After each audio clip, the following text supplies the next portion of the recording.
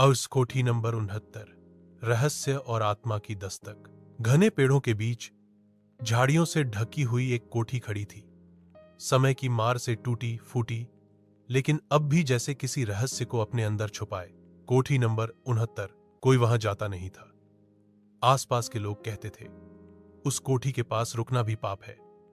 वहां समय नहीं, आत्माएं चलती हैं। पर कहानी वहीं से शुरू होती है, जहां डर खत्म होता है और जिज्ञासा जन्म लेती है।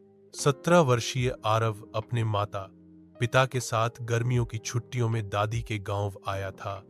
गोकुलपुर, छोटा गांव, सादा जीवन। लेकिन एक चीज ने उसका ध्यान खींचा। गांव से दूर खड़ी वो उजड़ी कोठी। वो कोठी नंबर 69 क्यों सुनसान है? उसने अपनी दादी से पूछा। दादी ने धीरे से कहा, उधर न जाना, वहां वो अब भी इंतजार करती है। कौन? दादी चुप हो गई, लेकिन आरव की बेचैनी अब थमने वाली नहीं थी। रात में चांद की रोशनी में वह अपने कैमरा और टॉर्च लेकर निकल पड़ा, सीधे कोठी की ओर। दरवाजा खुद ही खुल गया। भीतर हर कोना धूल से भरा, जाले और अजीब सी ठंडी हवा।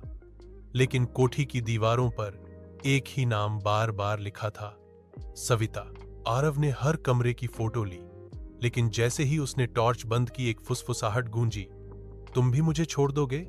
पीछे कोई नहीं था, लेकिन हवा भारी हो गई और अगले पल एक लड़की सामने खड़ी थी। सफेद कपड़े, खुले बाल और आंखें जो डर से ज्यादा दुख में डूबी थी। मैं सिर्फ जानना चाहता हूं, आप कौन हैं? आरव कांपते हुए बोला। लड़की ने कहा, मैं सविता हूं, जो कोठी में मरकर भी जी रही है। कहानी तब पीछे जाती है, सन 1947 में। यह कोठी असल में जमींदार रघुवीर सिंह की थी, जिनकी बेटी सविता सुंदर, पढ़ी लिखी, लेकिन विद्रोही। उसका प्रेम हुआ एक शिक्षक से, अनिल से, गरीब लेकिन सच्चा।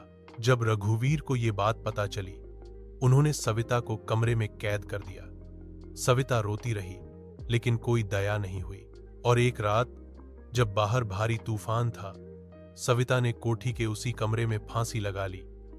हाथ में एक पत्र था, अनिल, अगर तुम लौटो तो जान लेना मैं अब भी तुम्हारी हूं। तब से हर वर्ष उसी तारीख को, जब बारिश और बिजली एक साथ होती है, सविता की आत्मा उसी कोठी में किसी के लौटने का इंतजार करती है। आरव को सविता ने चुना।